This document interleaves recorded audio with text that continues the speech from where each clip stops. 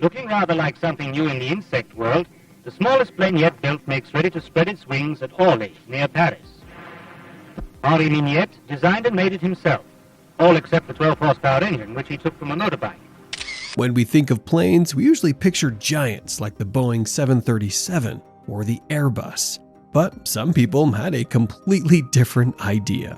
They looked at these massive machines and wondered, what if I made something smaller than a car? Would it fly? Is that even possible?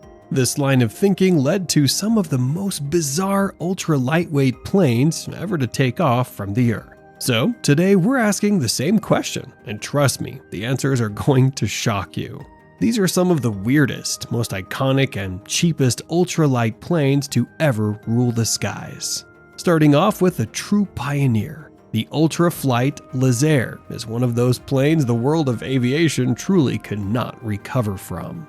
This plane was so remarkable it etched its name in history as one of the first twin-engine ultralights to ever hit the skies. Developed by Canadian engineer Dale Kramer in 1978, this aircraft was born from his vision: make flying accessible, affordable, and most importantly, fun. Aimed at hobbyists and aviation enthusiasts, the Laser quickly became a favorite for its simplicity and ease of use. But don't get it wrong, its design was groundbreaking. A lightweight aluminum frame draped in fabric, paired with a high-wing configuration that offered unmatched visibility and stability. It was a craft that didn't just fly, it sang in the air. Thanks to its minimal weight, the Laser could take off and land in surprisingly short spaces, making it perfect for small airstrips or open fields. But what truly set the Laser apart was its performance. This plane was amazing for everyone. For one, it was a forgiving aircraft, easy to handle, perfect for new pilots while still thrilling experienced ones. With twin engines, it offered improved reliability, and its slow flight capabilities only added to its charm, making it a beloved member of the ultralight community. Even today, more than 45 years later, the Laser stands as one of the most iconic displays of aviation spirit of innovation. But if you think this plane was impressive, stick around, because the next plane weighs less than a refrigerator. For those who know it, the Wingding is an absolute gem in ultralight aviation history. And for those who don't, well, buckle up. This plane is simply jaw-dropping, famous for its quirky design, minimalist construction, and the pioneering spirit it embodies. The Wingding pushed the boundaries of what people thought was possible. Created by Bob Hovey in the late 1960s, this aircraft is proof that simplicity can spark innovation. I mean, just look at it. With its first flight in 1971, the Wingding redefined what the world knew about aircraft design. And that's because its design was all about lightness and efficiency. You see, Hovey's goal was to create an aircraft that could carry a person yet remain incredibly light, and he achieved it. A biplane layout made from plywood and filled with, get this, foam. Polyurethane foam to be precise. This combo was so effective it resulted in an aircraft weighing just 300 pounds.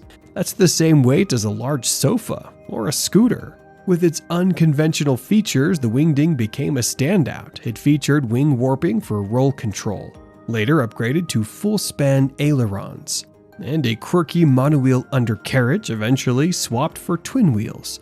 Sure, it was light, but it did have its quirks, like the fact that pilots had to use their feet to stop the plane, a unique and functional design twist. But everything else? Incredible! Its slow, agile flight and minimal runway requirements only added to its appeal, making it a joy to fly for hobbyists. During the ultralight boom of the 70s and 80s, the Wingding became a symbol of creativity and DIY aviation. With over 6,000 planes sold, its legacy still lives on today. But even that's not the most impressive on our list, because the next plane literally lets you cycle through the skies. In every way, the Sky Cycle feels like something straight out of a steampunk fantasy. I mean, it was a flying bicycle. Created by Carl Edgar Myers in 1891, this wacky invention mixed cycling with flight long before the Wright brothers made history. Let that sink in. Myers wasn't just dreaming about flight, he was building it, blending the pedal-powered magic of a bike with the lift of a balloon. The aircraft was basically a regular bike, but instead of cruising on the ground, it was equipped with propellers powered by your legs and a massive balloon to help it soar. And guess what? It worked. This wasn't some half-baked idea. Meyer's Sky Cycle actually flew. And it didn't just fly. It could pull off some pretty crazy maneuvers, like flying against the wind. Made from light materials to keep it easy to handle, the Sky Cycle wasn't just a machine. It was a playground for inventors. In fact, over time, Myers even tweaked it with rudders and wings to make sure it stayed steady in the air. And in 1897, he patented his design, sealing his place in history as a pioneer in human-powered flight. While the Sky Cycle never became the go-to air vehicle, its daring spirit lives on, as it showed the world that the sky wasn't the limit, it was just the beginning. And the next plane took that idea and ran with it. Following the same innovative drive that gave us the Sky Cycle, the Mitchell U-2 is the kind of aircraft that turns heads. Not just for its unique design, but for its groundbreaking role in ultralight aviation. Created by Don Mitchell in the late 70s, the U-2 stands out as one of the most iconic aircraft in the ultralight community. Just think of it as a dream machine for aviation hobbyists. A lightweight, easy-to-build flying wonder that lets regular people touch the skies. And it was all thanks to its goofy but genius all-wing design. But that wasn't all. This plane got away with having no fuselage, just smooth aerodynamic wings that slice through the air with a stunning lift-to-drag ratio of 25:1, making it a top-tier performer for its size. Weighing only around 240 pounds. That's around 109 kilograms. The U-2 is so light it feels almost like you're floating rather than flying. For context, that's lighter than a full-grown adult male lion. But here's where it gets even cooler. If you wanted, you could customize the U-2 to your liking, picking between fixed or retractable landing gear, or even choosing your engine. This was DIY aviation at its finest. Everyone became an aviation engineer. And with the U-2 giving amateurs the chance to build and tweak to their heart's content, the skies were as accessible as the nearest open field. And the best part? It didn't just fly, it soared. Capable of speeds of up to 100 miles per hour, this plane changed the game as it could also transform into a sailplane by shutting down the engine, offering the best of both worlds. With over 1,500 kits sold by the mid-80s, the U-2 didn't just change aviation, it made it accessible. Don Mitchell's masterpiece didn't just leave a legacy, it launched a movement, giving people the power to build and fly their own dreams. With all that said, how is the next plane supposed to top all that? Well, stay tuned to find out. Weird name aside, the Flea, or Minier Pou du Ciel, is a game-changing ultralight aircraft designed by French aviation pioneer Henri Minier in the 1930s. Minier's vision was simple: make flying accessible to everyone, not just the elite. And his answer? The Flea, a lightweight DIY aircraft that could be built at home with basic materials like wood and fabric. Besides its looks, the most striking feature of the Flea is its tandem wing design, where two wings are stacked, one behind the other, creating a unique and stable flying experience. This design eliminated the need for ailerons, using wing warping instead to control roll. It was a simple, elegant solution that made the Flea both easy to fly and easy to build, meaning you didn't need a pilot's license or an engineering degree. Constructed from wood and fabric, the Flea was lightweight and easily customizable, which made it a hit with amateur aviators. And if that wasn't impressive enough, its intuitive controls made it beginner-friendly, allowing even novice pilots to take to the skies with minimal experience. Performance-wise, the Flea cruises at 25 to 60 miles per hour with a short takeoff and landing distance, making it perfect for small fields or tight spaces. And if you think that was all, think again. Its slow flight speed also contributed to better control and safety, especially for new pilots. As you would expect, the Flea gained massive popularity in the 1930s, sparking a DIY aviation movement. Despite early setbacks, it became a symbol of innovation and affordability, influencing future home-built aircraft designs.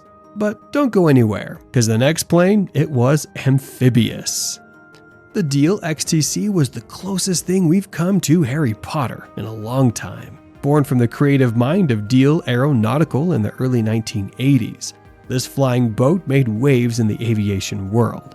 Yep, we said flying boat. First taking flight in 1982, the XTC broke new ground by being one of the first amphibious ultralights to meet US FAR 103 regulations, making aviation more accessible and opening up exciting possibilities for adventurers. What truly stood out though? With its amphibious design, the XTC didn't just land on solid ground, it effortlessly glides into water, ready for takeoff from almost anywhere. But how? Well, the plane's fiberglass hull is as durable as it is sleek, with the Kevlar epoxy wings ensuring strength without the weight, giving the aircraft that perfect balance of performance and agility. And to add syrup to this pancake, the plane's clean aerodynamic profile cuts through the air like a breeze, offering a flying experience that's as smooth as it is thrilling. Powered by a 25 horsepower twin-cylinder KFM 107 engine, the XTC flies at a max speed of 62 miles per hour, perfect for leisurely flights but leaving some room for more power, especially during water takeoffs. But one of the best parts of this plane, its responsive handling made it an easy ride for novices while still offering that sense of excitement for seasoned aviators. With repositionable landing gear and the ability to take off and land almost anywhere, the XTC is an ultralight like no other. Versatile, fun, and truly ahead of its time. It wasn't just a plane, it was a lifestyle, a gateway to unlimited exploration, both in the air and on the water. So, what do you think? Were these quirky, slow, and cheap ultralights just a flash in the pan?